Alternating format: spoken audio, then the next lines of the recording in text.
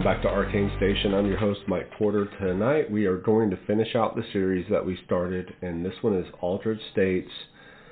Are we living in a simulation? So this is part 6, the final episode of this particular series. So I started with a simple question. Why do people across cultures, centuries, and completely different neurochemical states keep seeing or encountering the same types of things, the same types of entities, the same types of geometry, some sort of structured symbolic language under everything, in the same sense that consciousness doesn't stay within the body where it's supposed to? I didn't know where that question was going to take me, but now I do, and tonight I'm going to tell you. This is the final episode of this series, like I said, and I want to do two things before we're done. I want to make the strongest, honest case for what I now believe, and I want to make the strongest, honest case against it. I want to leave the decisions up to you, because ultimately everybody's reality, like I said, is their own, and this is just my interpretation of what's happening. So let's start with the case 4. So the idea that reality isn't what it appears to be isn't new. So Plato described prisoners in a cave watching shadows on the wall and mistaking the shadows for the world. And Descartes, in the 17th century, asked how he could know that an evil demon wasn't feeding him a perfectly convincing false reality. So every generation finds a new vocabulary for the same suspicion. Ours calls it simulation theory. The modern version was formally laid out in 2003 by philosopher Nick Bostrom.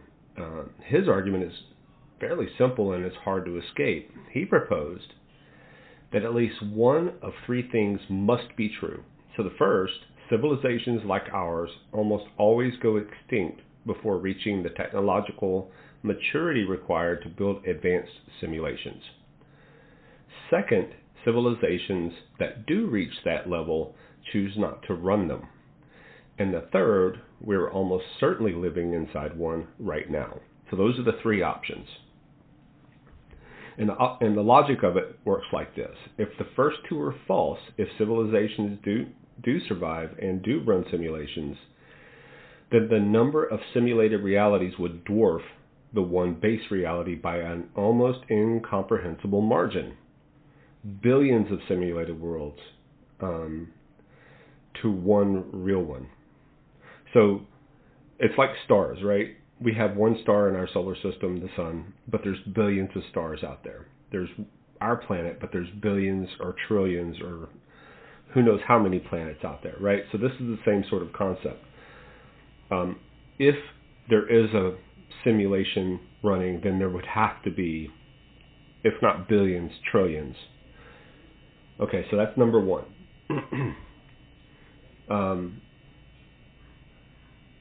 In that scenario, the statistical probability that you happen to be in the real one approaches 0.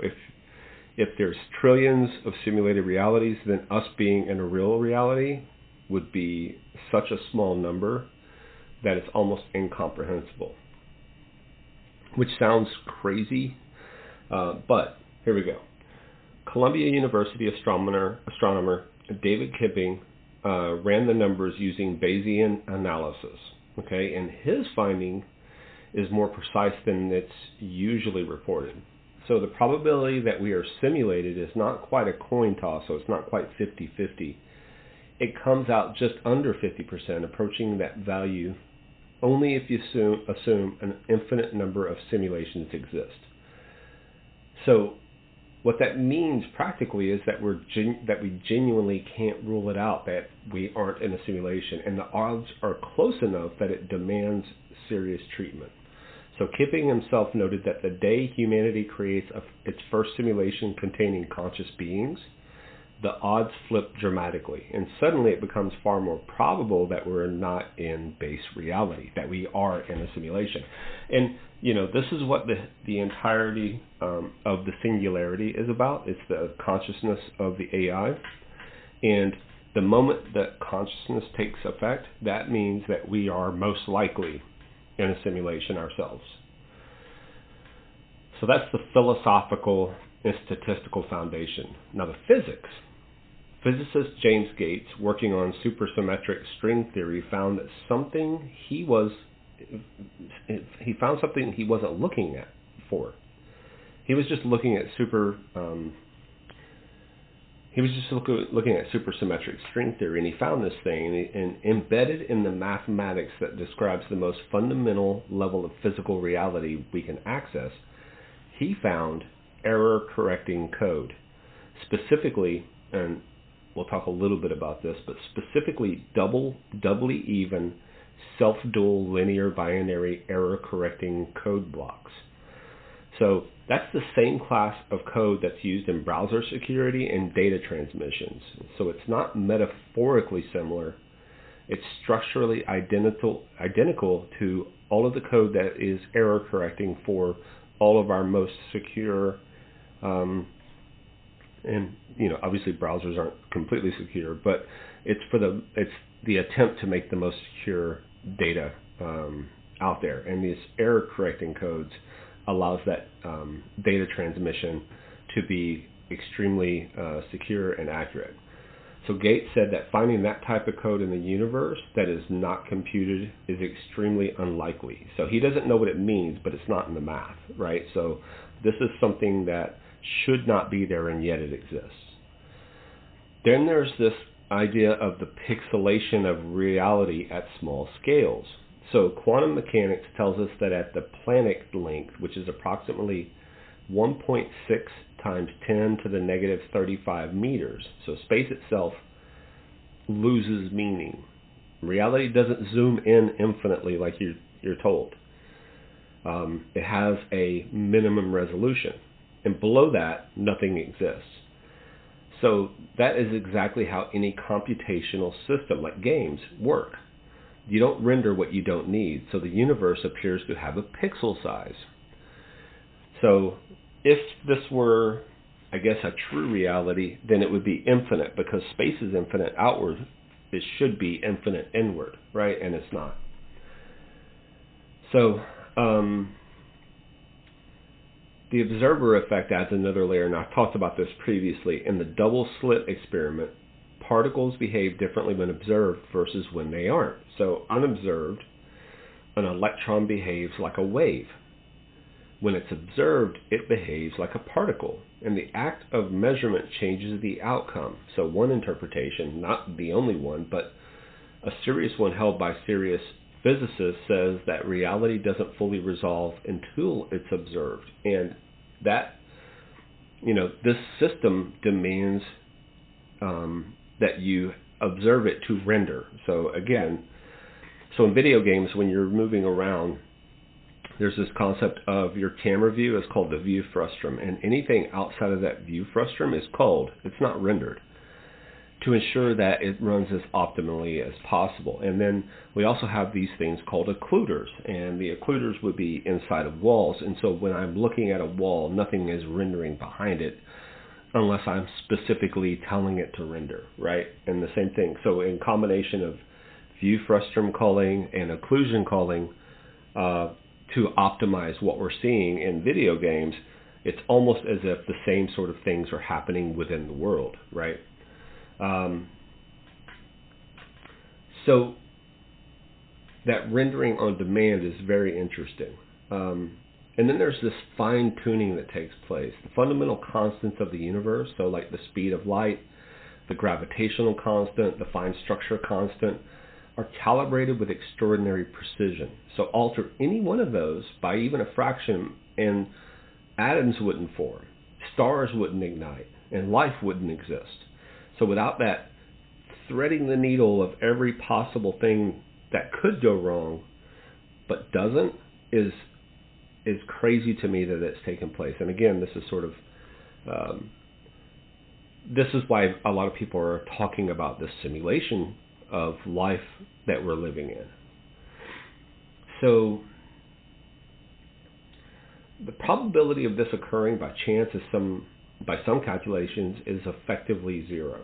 So one explanation is a multiverse, and another is a traditional intelligent design, and the third is that the constants were set by someone or something, that there are parameters in a program configured by whoever or whatever is running it. So again, if someone divinely or mechanically or whatever set the parameters and said, execute, then that would be calculated correctly.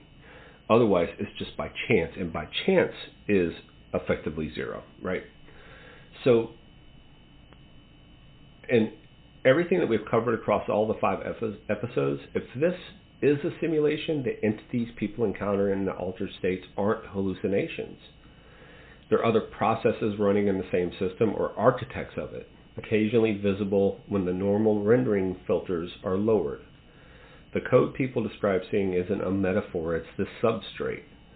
So like near-death experiences and out-of-body experiences wouldn't be anomalies. They're consciousness stepping partially outside of its assigned instance. So remote viewing isn't impossible in a simulation. All information runs on the same underlying system, and locality is a rendering rule, not a physical law. So everything becomes coherent, that there's either a sign of a good theory or a very seductive one.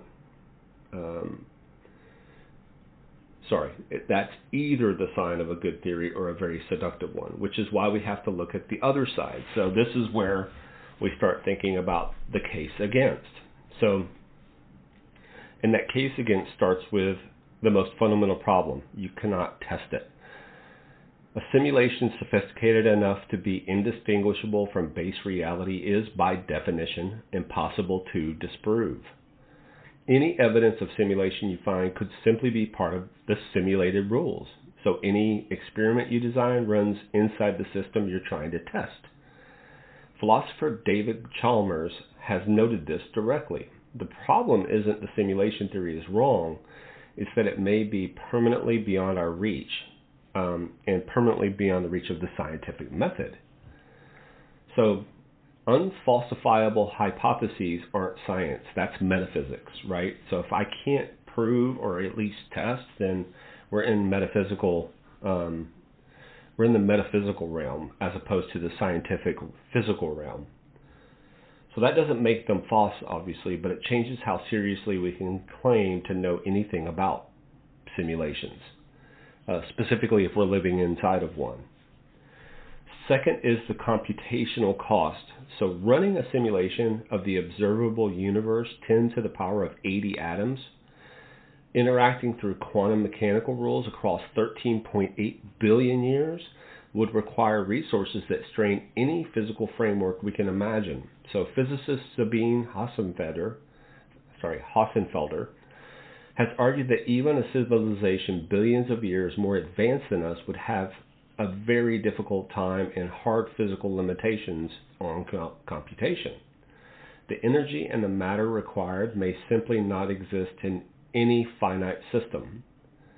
So the simulation hypothesis quietly assumes a simulator with essentially unlimited resources, and that's not a small assumption, and it's certainly difficult to believe that there is something out there that has unlimited power and unlimited resources, right? So third, and this is the one that actually undermines the statistical case Bostrom built, is what Kipping calls the nulliparous simulation problem. So if simulations can spawn child simulations, each generation has access to fewer computational resources. So think about that. If, let's say, and again, this is going back to game development. So I have a parent class, which is an object that has all of the features of the thing that I want. And then I create a child of that. So let's say I have an interactable object. So I have a base interactable object. And then I make a child of that base interactable object, and I add additional resources to that, right? Maybe I put a static mesh model, a 3D model. Maybe I put textures on it. Maybe I put audio on it. Maybe I put additional functions or subroutines that give it more life than the previous parent. Every time you do a child of that object, your resources dwindle because you're, even though you're instancing something, it still takes computational power to add to what we already have. And so the same thing in this situation.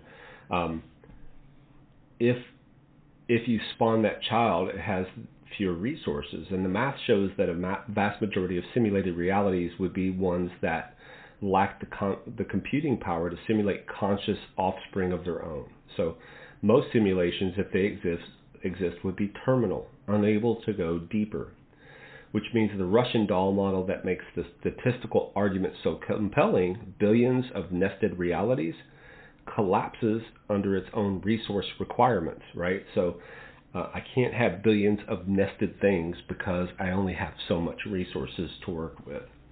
So the numbers don't stack the way Bostrom's original framing implies.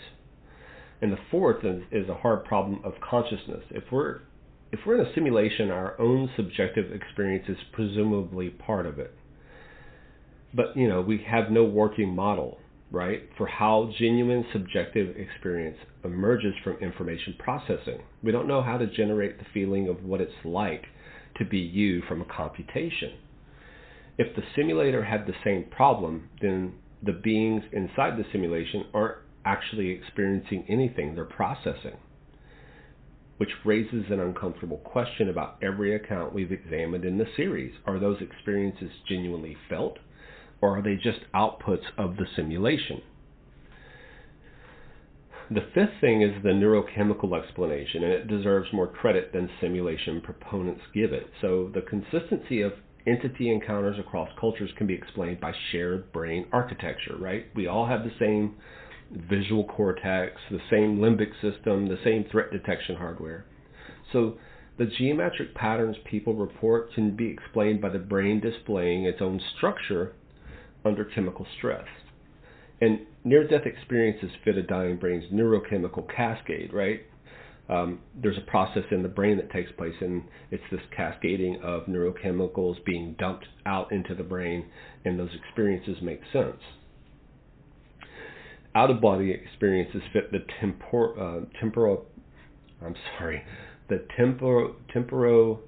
temporoperidial junction misfiring. So there's a thing inside your brain which is sort of like telling you where you're at within a space, right? And it could be misfiring. So remote viewing results could be a part of this misfiring. And, statistically, there's a better than not chance. While statistically better than chance, they are not reliable enough to rule out confirmation bias, sensory leakage, or statistical artifacts across large data sets. So this firing of this temporal parietal junction could, with enough of those things happening, could be statistically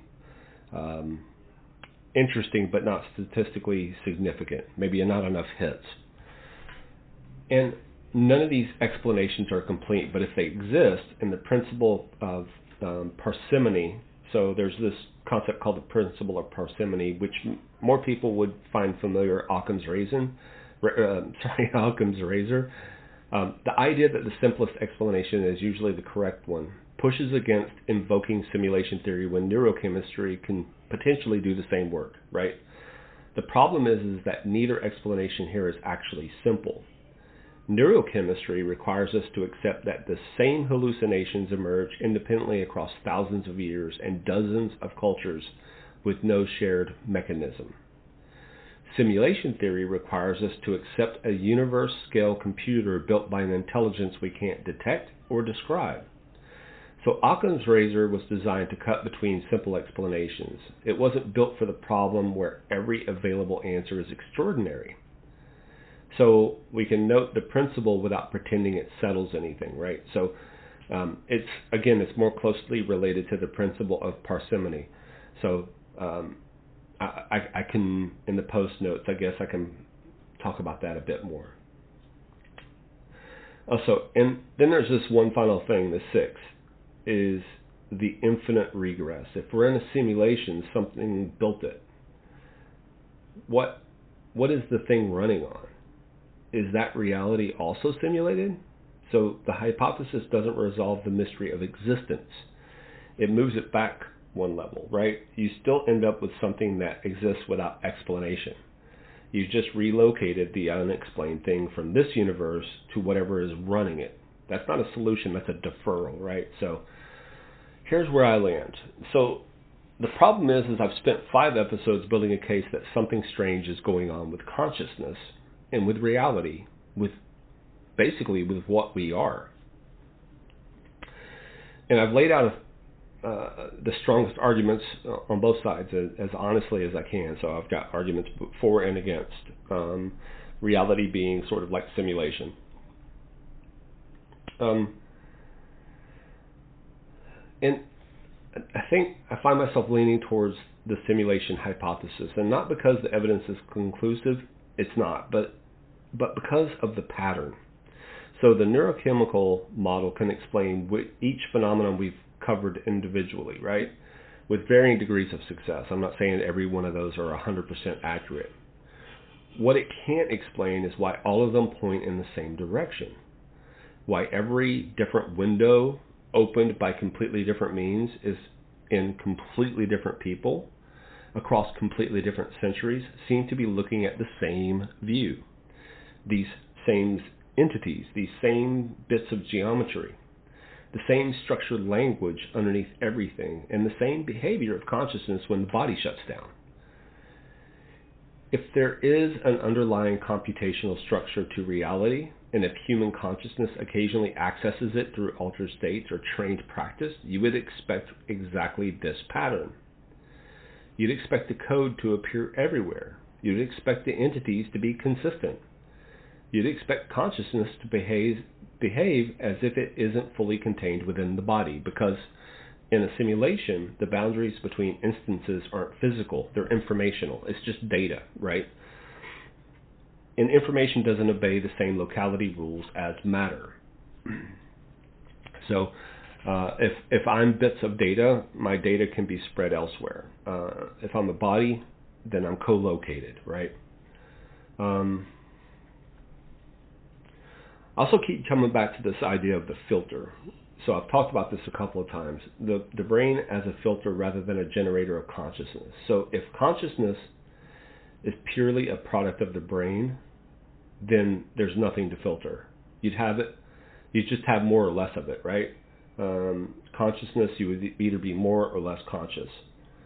But if consciousness is something larger that the brain is managing to access, so sort of like imagine your computer is your brain and the internet is the larger consciousness, right?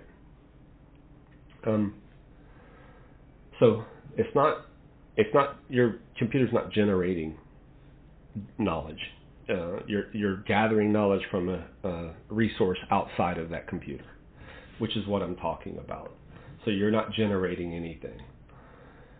Then the filter makes the functional sense of what you're capturing, right? So there's filter within, like it's basically just zeros and ones coming. It gets disseminated, turns into data, which then gets output to your screen, right? So in the things that temporarily lower it, like psychedelic near-death experiences, deep contemplative practices like meditation, give us these windows to look out of into this larger collective consciousness, I guess. And I think that's where the rendering engine becomes visible. So now, this is kind of a weird theory, but here's where the simulation theory starts being just physics problem and starts being something different and older. Theology and simulation theory have been describing the same thing in different languages for a very long time. Like I said earlier, Plato's cave, Descartes' demon, the Hindu concept of Maya. So basically the material world as an illusion overlaying a deeper reality. There's this Gnostic idea that the physical world was constructed by a lesser creator and that something truly exists beyond it. The Abrahamic traditions describing a creator who designed reality with intention, who set its laws, who exists outside of it. So there are several different, forms of thinking outside of Christianity. It's actually almost every single religion has some sort of idea of a higher being or a different intelligence that has created everything. You can go from, the animalistic or animism religions where the mountains and the sky and the sun all are all spirits, and they're all part of this larger being. That's the same concept, right? So if simulation theory is correct and that a creator is real, then the languages are just changed, right? Theology calls it God, and physics calls it a simulator. But the simulator had to be created by something or someone, right? And I think there's a model that goes further than that, and I think that's worth thinking about. What if we aren't just beings inside a simulation built by something external? What if we are extensions of the same thing that built the simulation? What if there's a single unified consciousness, and let's call it God, or the source, or the one, or the term Plotinus used in the 3rd century? I mean, there's plenty of names for the single God type being which has created everything. What if we experience as individual human consciousness? I'm trying to think of a good way to say this. What if this creature, this being, infinite, basically immortal, all-knowing, all-seeing, what if it takes its own consciousness and divides it up into humanity to experience mortality? So what if we're just extensions of the thing that built it, So this isn't a new idea. At the core of Hindu Vedanta, the concept that Atman, the individual self, is not separate from Brahman, the universal consciousness. The experience of being a distinct person is the divine experience, the divine experiencing itself through a particular lens. Alan Watts put a Western frame on it and says God plays hide and seek with itself, and the game only works if the forgetting is complete. And the forgetting is the mechanism, I think. When a new instance of a consciousness individuates itself from the source, so basically tears off from the source in a sense, then it doesn't carry the memory of what it is. It can't. Because if it did, the parameters of the simulation wouldn't hold. An immortal, omnipotent being has no stakes, no scarcity of time, no irreversibility, and no genuine consequence. So mortality is the one constraint that creates real tension, real choices, and real experience. It is the parameter most foreign to what that being actually is, and therefore the one that generates the most genuine experience possible. And the way I like to think of this, again, as a gamer, as a game developer, the more interesting thing is the most unusual thing for a player, right? So in this instance, this immortal, timeless, all-knowing being tearing off a bit of its own consciousness and applying it to a being within a mortal frame and a mortal lifespan in wants and needs and desires and hopes and prayers and all of that provides real tension when you're playing the game, right? And when you lose a life, that consciousness bit extracts from that player that you've created and goes right back in to feed the collective.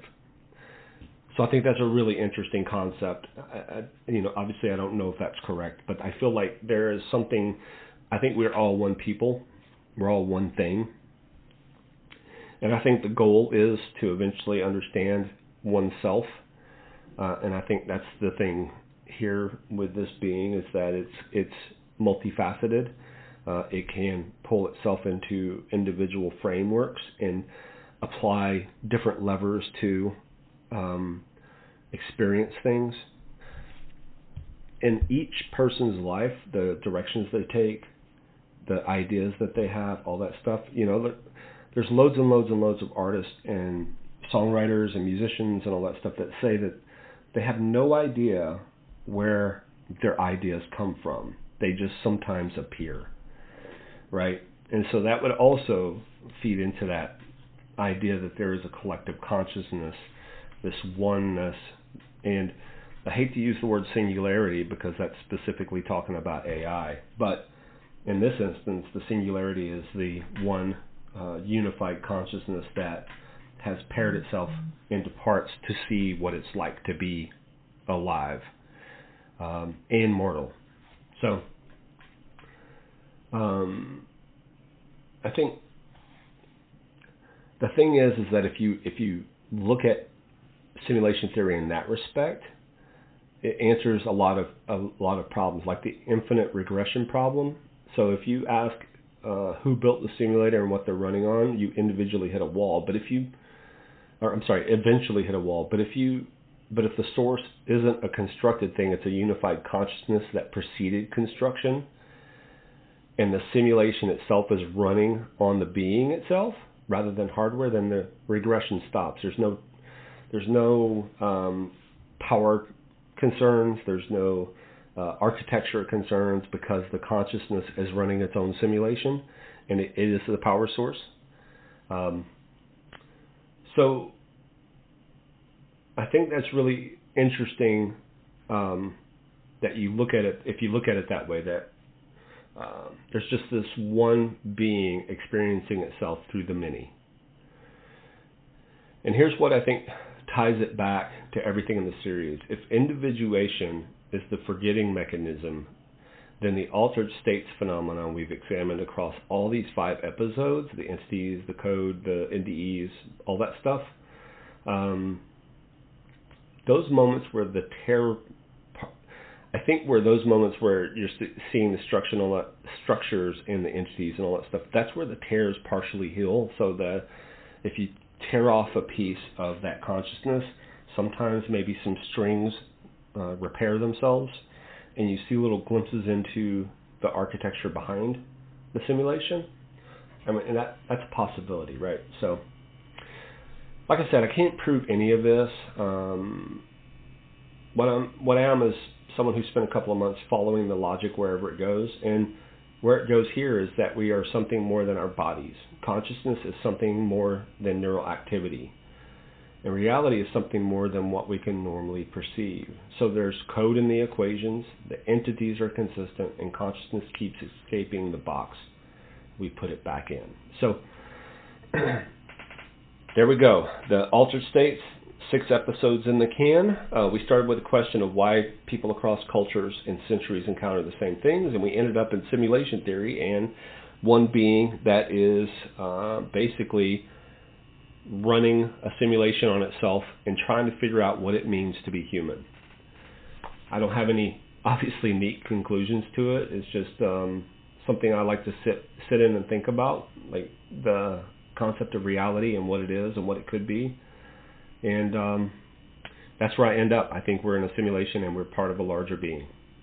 All right, thank you for following this series all the way to the end. If you have any episodes you want me to do or want me to look into, I'm happy to do so. Sorry if this is a little sort of scripted. I had to get a lot of scripted elements in there because I feel like I can get lost on the tangents pretty easily, and so it had to be a little bit more structured. So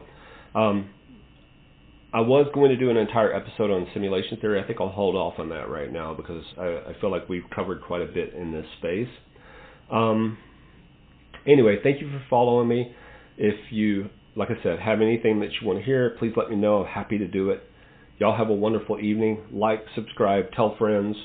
Help me build up my my user base, my listener base, and together we're going to start really getting into deep dives on cryptids, on conspiracies, on other crazy things.